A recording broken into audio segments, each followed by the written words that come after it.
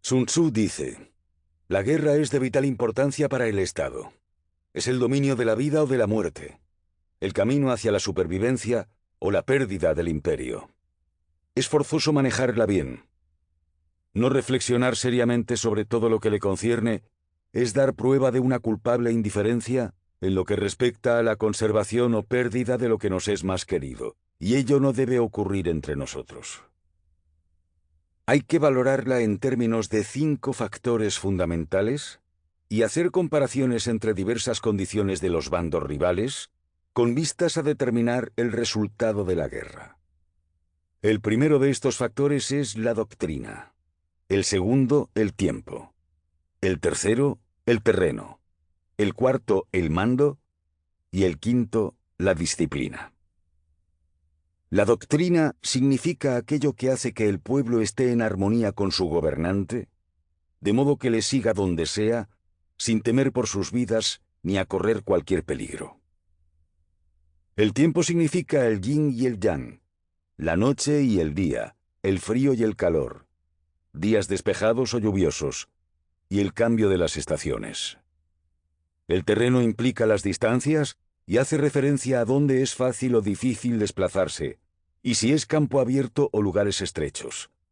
Y esto influencia las posibilidades de supervivencia.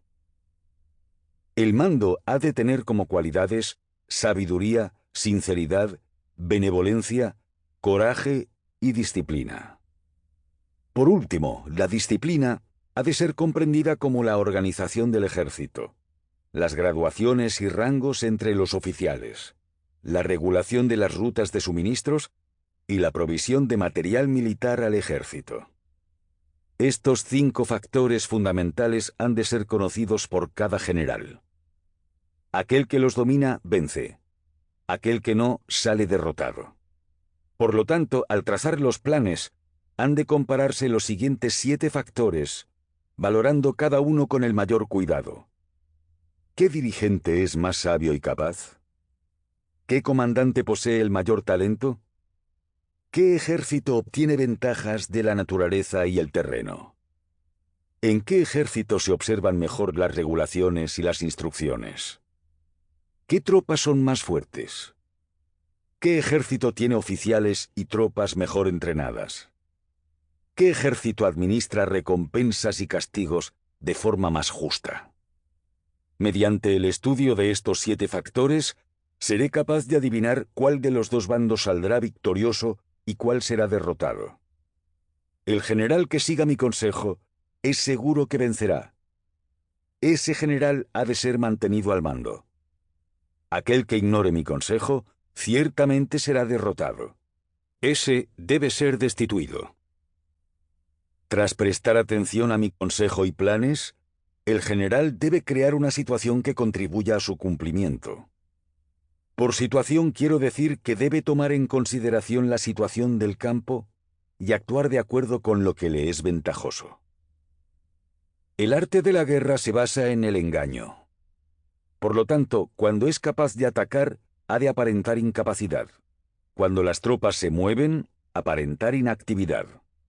Si está cerca del enemigo, ha de hacerle creer que está lejos. Si está lejos, aparentar que se está cerca. Poner cebos para atraer al enemigo. Golpear al enemigo cuando está desordenado. Prepararse contra él cuando está seguro en todas partes. Evitarle durante un tiempo cuando es más fuerte. Si tu oponente tiene un temperamento colérico, intenta irritarle. Si es arrogante, trata de fomentar su egoísmo. Si las tropas enemigas se hallan bien preparadas tras una reorganización, intenta desordenarlas. Si están unidas, siembra la disensión entre sus filas. Ataca al enemigo cuando no está preparado y aparece cuando no te espera. Estas son las claves de la victoria para el estratega. Ahora, si las estimaciones realizadas antes de la batalla indican victoria, es porque los cálculos cuidadosamente realizados muestran que tus condiciones son más favorables que las condiciones del enemigo. Si indican derrota, es porque muestran que las condiciones favorables para la batalla son menores. Con una evaluación cuidadosa uno puede vencer, sin ella no puede. Muchas menos oportunidades de victoria tendrá aquel que no realiza cálculos en absoluto. Gracias a este método se puede examinar la situación y el resultado aparece claramente. 2. La dirección de la guerra. Una vez comenzada la batalla, aunque estés ganando, de continuar por mucho tiempo desanimará a tus tropas y embotará tu espada. Si estás sitiando una ciudad, agotarás tus fuerzas. Si mantienes a tu ejército durante mucho tiempo en campaña, tus suministros se agotarán. Las armas son instrumentos de mala suerte. Emplearlas por mucho tiempo producirá calamidades.